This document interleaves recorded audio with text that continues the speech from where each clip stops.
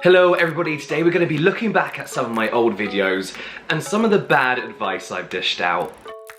So I think I have to start by saying I'm not trying to discredit myself, but when I first started YouTube, I started it, mainly talking about what I personally did to my skin, to try and improve it, and all the masks I enjoy doing, all the products I like doing. I'm trying to share kind of like my own personal experiences, and then kind of like halfway through, as I decided to kind of take YouTube seriously, and I was getting more into research, and I was reading like papers and articles and actual, dermatologist books and things like that, it became more fact-based. But my earlier videos kind of contain like a few bits of questionable advice that I have gone back on and said on these videos, and I left a comment saying don't do this, but I thought we'd go through them today and I kind of have a look and share why they're bad and why it's probably not great advice. And also just to say that, I come to YouTube not to get a professional opinion on something, but to kind of see what other real people are doing, and that's kind of the stance that I've always taken with YouTube. And it's always best to remember that I'm not a professional in any way, it's just a massive hobby for me. So if you do have something seriously wrong with your skin, don't send me pictures on Instagram and go to a doctor. So first of all, we're going to take a look at one of my very first, actually the very first video I did on how to remove blackheads, and this bit of questionable advice. Now the next one is a blackhead extractor tool. Sounds really intense, and in fact it looks a little bit intense as well, like a little bit dangerous. Because it is. But again, this is a really, really easy and safe way to remove. Okay, so looks really dangerous and is an easy and safe way to remove blackheads. Easy, yes. Safe, not so much. Okay, I'm just gonna stop it there. So these extractor tools are actually very good at removing blackheads, but shouldn't really be done by yourself in your bathroom, because you can leave really bad red marks, obviously scars, even like big crates where you've really damaged the skin. Dermatologists do use these, and they should really be the only people that use them. I don't use them anymore, but I used to steam my face and make my skin really soft, and then just kind of go in and dig throughout. They're not the worst thing, but there are better options and long-term options. All this does is temporarily removes your blackheads, but I would still avoid that in any way necessary. You just shouldn't do that. Okay, so the next one is more of a claim. This is from my video, how to reduce the appearance of large and open pores. Again, one of my first videos about pore opening and closing. And this is something I but I felt had some kind of like scientific backing and standing until a couple of months ago. As I always mention, products with clay in and charcoal are my favourite for extracting all the brush from your face, so invest in some of them.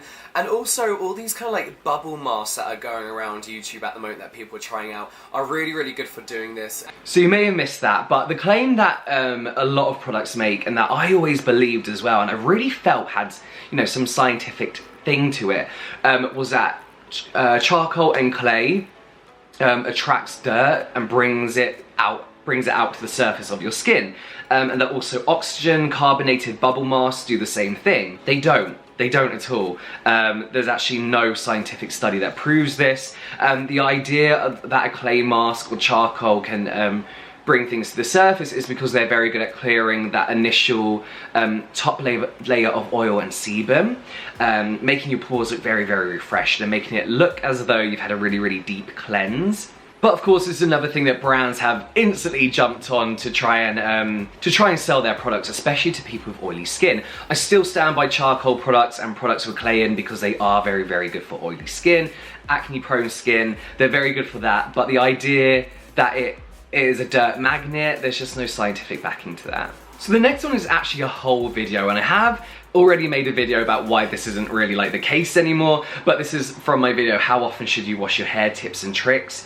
I mean, I could react to the whole video, but basically I filmed this video before I started working in a salon, before I actually knew a lot about hair and how it works, and hair follicles and how your scalp works and all this kind of stuff. So I was just kind of believing what I saw on YouTube, what I saw in interviews with like other beauty bloggers and stuff like that. And this is the idea that you should only be washing your hair a couple of times a week. Not that that isn't true, but your hair is much like your skin in a sense where there is a general rule of thumb, but it really does depend on how you feel and how your scalp reacts to a certain amount of washing, how your hair reacts to a certain amount of washing.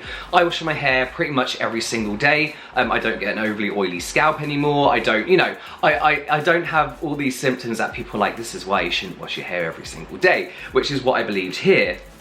I then made a video about why I now wash my hair every single day, and it was about product buildup, especially on my scalp and on my actual hair. So when it comes to how often should you actually wash your hair, it's completely down to you. Experiment, give a few things a go. You'll see in the comments section of these videos, people are like, I wash my hair every day, or I wash my hair once a week, or, you know, it really does vary for everyone, and that's exactly how it is. There is no real one specific way to do it. But that's something you learn when you're working with hair professionals and in the salon environment. It's something you pick up. Okay, so this one is called How to Remove Blackheads. Korean skincare, so this is another blackhead removal thing. In this video, I make this statement.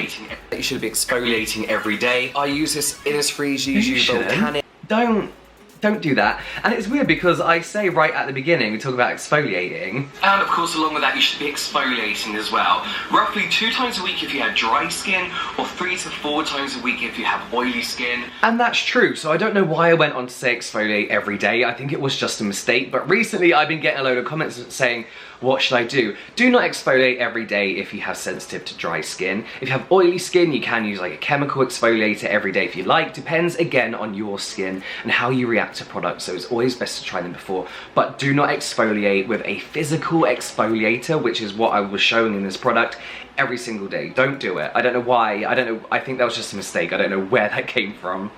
And finally, we have this one that has bothered me to this day because I can't believe I even said this, and it just really, really pisses me off that I even thought this was okay. This is like later on. This is 2016. All you need is brown sugar. I didn't realise I've been doing that long. But this is talking about how to cure chapped lips and get lighter, pinker looking skin, lips. So, you know, get rid of that darkness that comes from not exfoliating your lips, basically. And I say this. If your lips aren't already damaged or aren't cracking, then you can actually use lemon. Just a little bit of lemon juice over the lips, and then I would put Vaseline over as well. Just, you can't. Even if your lips aren't cracking, do not put lemon anywhere near your skin. Someone said to me the other day, can't I just use lemon and sugar? You absolutely do that, and never do that. A lot of like these DIY beauty YouTubers and bloggers always like rave about a lemon mask or any kind of a lemon scrub or any kind of citrus fruit with sugar as a scrub, and you should never do that. It really mucks up your pH balance. You can go outside and it could damage your skin. If you've got dark spots, it's gonna make them worse, it's gonna make them darker. If you've got dry skin, your skin may as well just peel off and die. Just never ever put lemon bite on your skin, ever. You do get products with lemon in, and they're absolutely fine. They can be quite good, but there's no reason for you to ever be putting lemon juice on your skin. But yeah, I just kind of wanted to clear those up because these are the kind of videos that like haunt me to this day, where, you know, I was just kind of like doing like all these home remedy kind of things, or, you know, things that have worked for me that aren't necessarily the best thing to do for you in general, or anyone in general. So as I said, definitely not discrediting myself. I just feel like nowadays I do my research. I read a lot more about skincare and studies when it comes to like the ingredients in skincare. Again though, I'm not a dermatologist, so if you do have any severe things wrong with your skin, if you're really struggling with acne, go and see a doctor, go and see a dermatologist. Don't just browse through YouTube and hope for an answer. But I believe it's Friday, so we are announcing the winner of the Himalaya Acne Clay Mask thing, and this is our winner here. So yes, I will be contacting you on Instagram. But yeah, that is it from me now, guys. I will see you next time.